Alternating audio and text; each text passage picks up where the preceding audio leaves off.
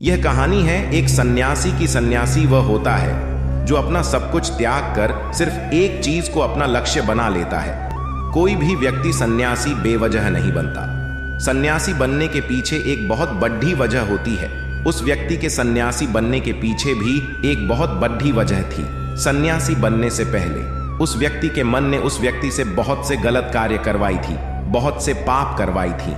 उस व्यक्ति का मन उसका मालिक बन चुका था और वो अपने मन का गुलाम। जीवन के हर सुख, आराम और ऐश्वर्य प्राप्ति के बाद भी उस व्यक्ति के मन में अथाह पीड़ा थी और यही मानसिक पीड़ा उसे सन्यासी बना देती है। सन्यासी बनने के बाद वह व्यक्ति सांसारिक दुनिया से दूर हो जाता है, जंगल में रहने चला जाता है, ध्यान करता है, तरह तरह की साधनाएं और अभ्यास करता है, भिक्षा मांगकर भोजन करता है, एकांत और मौन का अभ्यास करता है। लेकिन फिर भी उस व्यक्ति का मन शांत नहीं होता। वह अंदर से बेचैन और परेशान ही रहता है। यहाँ एक बात समझने वाली है कि ध्यान या किसी भी साधना का जो शुरुआती बिंदु है, उसकी शुरुआत ही तभी की जा सकती है जब हमारा मन शांत हो, जब हमारा मन हमारी सुनता हो। लेकिन उस सन्यासी का मन ना तो शांत था और ना ही उसकी सुन रहा था। उस सन्यासी के मन में यह बात गहराई से बैठती जा रही थी कि मन को वश में करना, मन पर काबू पाना असंभव है। लेकिन फिर एक दिन उस सन्यासी को एक व्यक्ति मिलता है जो ना तो कोई साधु सन्यासी होता है और ना ही कोई बुद्धिमान व्यक्ति। वह तो बस एक साधारण सा चार वहां था जो उस जंगल में अपनी भेड़ों को चरा रहा था। वह चार वहां उस सन्यासी के पास आकर उससे पूछता है, क्या मैं तुम्हारी कुछ मदद कर सकता हूं? तुम बहुत परेशान लग रही हो। मैं तुम्हें पिछले कई दिनों से देख रहा हूं। तुम बहुत बेचैन रहते हो। अगर तुम चाहो तो मैं तुम्हारी सहायता कर सकता हूं। चरवाही की बात सुन, सन्यासी कहता है, भला तुम क्या मेरी मदद कर सकते हो? तुम तो एक संसारी हो जो अपनी मोह माया में लिप्त रहता है। यह सुन वह चरवाहा उस सन्यासी से कहता है, मैं तुम्हारी मदद कर सकता हूं। मैं मन को वश में करना चाहता हूं। सन्यासी चरवाही के मुंह से यह बात सुन जोर से हंसता है और कहता है, क्या क्या कहा तुमने? तुम मन को वश में करना चाहते हो? मैंने अपना सब कुछ त्याग दिया, आकर जंगल में रहने लगा। तब भी मैं अपने इस मन का गुलाम हूं और तुम कह रहे हो कि तुम इसे वश में कर सकते हो।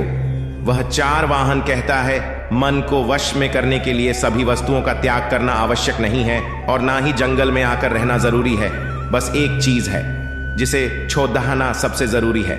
वे सन्यासी उस चरवाहे से पूछता है, और वह एक चीज क्या है? वे चरवाहा सन्यासी से कहता है, वही एक चीज है गलत जानकारी। आज तक हमारे भीतर जो भी जानकारी गई है उसी ने हमारे मन का निर्माण किया है। सन्यासी उस चारवाही से पूछता है, परंतु वो कैसे? वह चरवाहा समझाते हुए कहता है, मान लो तुमने आज तक अपने जीवन में सेवा का फल ही खाया। तुम्हें सेब के स्वाद के बारे में कुछ भी नहीं पता। तो क्या तुम्हारा मन कभी सेब खाने को कर सकता है? नहीं ना। इसीलिए हमारे मन का निर्माण जानकारी से होता है। वे सन्यासी उस चरवाही की बात से प्रभावित हो जाता है और उससे कहता है, क्या आप इस बारे में मुझे और विस्तार से समझा सकते हैं? वह चरवाहा उस सन्यासी से कहता है, अगर तुम अपने मन को वश में करना चाहते हो तो अब मेरी बातों को ध्यान से सुनना। तुम अपने मन को वश में केवल तभी कर सकते हो जब तुम अपने मन की जड़ डाडाहों को देख पाओगे। मन का निर्माण जानकारी से होता है और हमारे शरीर में जानकारी के 5 प्रवेश द्वार होते हैं। पहला, आंख। हम अपनी आंखों से जो कुछ भी देखते हैं, अच्छा या बुरा, वो सब हमारे मन की याददाश्त में इकट्ठा होता रहता है। दूसरा, कान। हमारे कान जो कुछ भी सुनते हैं वह भी हमारे मन में बीज के रूप में दिया जाता है। तीसरा, जीभ, जिसमें चीज का स्वाद हम एक बार ले लेते हैं, वो हमारे मन की याददाश्त में अंकित हो जाता है। चौथा है, जो भी हमें एक बार सुन लेते हैं, खुशबू या बदबू, वो सभी हमारे मन में दर्ज हो जाती है। और पांचवा है त्वचा, जिसमें चीज को हम एक बार छू लेते हैं, इस पर कर लेते हैं। उसकी याददाश्त हमारे मन में कहीं ना कहीं अंकित हो जाती है। इन 5 शारीरिक दरवाजे से जो भी जानकारी हमारे अंदर जाती है, वह जानकारी बीजों के रूप में जमा हो जाती है और धीरे धीरे वृक्ष बनती है। हमारा मन मिट्टी की तरह है जिसमें बीज बोए जाते हैं और हमारी बुद्धि बीज बोने वाले किसान की तरह है। अगर हमारी बुद्धि गलत जानकारी के बीजों को सही जानकारी के बीज समझकर बोल देगी, तो जब भविष्य में वह बीज वृक्ष बनेगा तो है खराब फल ही देगा। तुम्हारा मन तुम्हारे वंश में इसीलिए नहीं है क्योंकि तुमने पहले से ही अपने मन में बहुत सारी गलत बीज बो रखी है और अब वो बीज बड्ढे वृक्ष बन चुके हैं। वे सन्यासी उस चरवाहे से पूछता है, तो अब मुझे क्या करना चाहिए, क्योंकि अब तक तुम्हें बहुत सारी गलत बीज बो चुका हूं और जो जा चुके हैं उन्हें वापस निकल नहीं सकता। वह चार वाहन उस सन्यासी से कहता है, अब तक तुम अनजाने में गलत बीज बो रहे थे, लेकिन अब जानबूझकर सही बीज बोना आरंभ कर दो।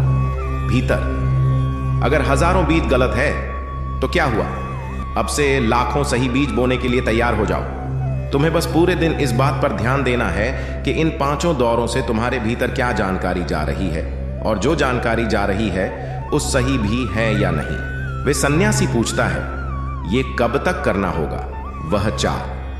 वह कहता है, पूरी जिंदगी भर। जिस प्रकार तुम हर दिन अपने पेट को अच्छा भोजन देते हो, उसी प्रकार तुम्हें हर दिन अपने दिमाग को भी अच्छा भोजन देना है, यानी सही जानकारी और सही विचार। जीवन में हर दिन हर पल तुम्हें सिर्फ दो विकल्प मिलेंगे, जिसमें से एक विकल्प तुम्हारे लिए सही होगा और दूसरा गलत, लेकिन तुम्हें हर बार सही विकल्प का ही चुनाव करना है।